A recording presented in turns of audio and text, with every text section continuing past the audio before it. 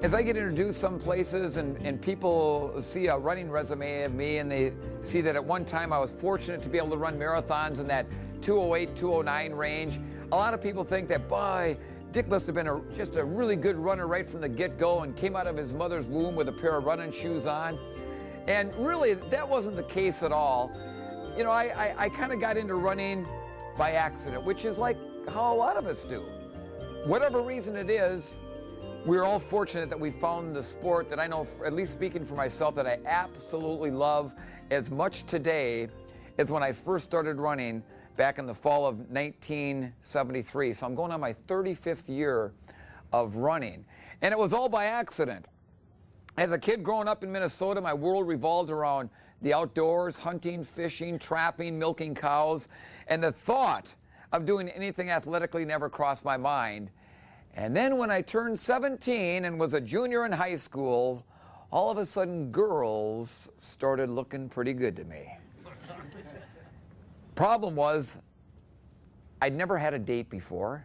I couldn't even hardly say hi to a girl, let alone talk to one. So I noticed that a bunch of my buddies that were on different sports teams and wearing their leather jackets around school always had girls hanging all over them. So I'm thinking, that's it. All I got to do is earn myself a leather jacket, and the chicks will come to me. Well, right there, I remember that day very vividly. It was September about the 3rd or 4th of 1973, and I remember on the spot I'm thinking, I'm going to be a football player. Well, look at me. I'm 6 foot tall, weigh 135 pounds, soaking wet, but I was bound and determined that's what it was going to be. Well, let's just say this. I went out for football. I got gang tackled by 24 other teammates. When I got myself out of that pile, my helmet was on crooked, my shoulder pads were sticking out, my football pants were down to the ground, and at that point I'm thinking, there's not a girl alive that is worth going through this. And I quit. Walked off the field. My entire football career from start to finish lasted 43.5 minutes. And that's how I got to become a runner.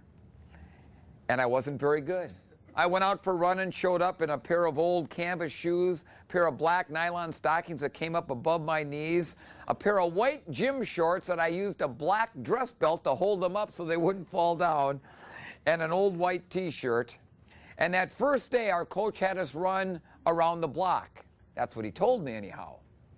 Well, around the block for them was 3.2 miles long. And I had to walk the last mile. Couldn't make it, could not run the entire way, had to walk. But something happened, something clicked when I came into my high school parking lot and crossed that imaginary finish line, and I thought maybe, just maybe, this is the sport for me. My mom actually took me into town that day and she bought me a real pair of running shoes, and I worked real hard at it, and I wasn't very good. But the coach gave me an opportunity. And I found out between my junior and senior year that there's no shortcuts in anything we do in life, let alone running. I ran that summer almost every day, not very far, not very fast. But when I came back for my senior year in high school, we did that same around the block run. And this time, instead of everybody finishing in front of me, they all finished behind me.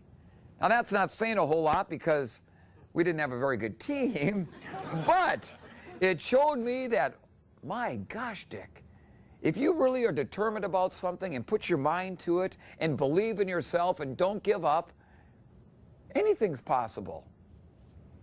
After I got done with high school, a lot of people, when they look at my running resume, think, man, Dick, I'll bet you went and ran for those Golden Gophers, the University of Minnesota. Well, I did run for the University of Minnesota / Waseca, a small little two-year agricultural school in southern Minnesota, which is now a federal prison, so it tells you about where I got my degree from. But that's a whole nother story. But I had a coach there who's still very close to me today, Dr. John Folkrod.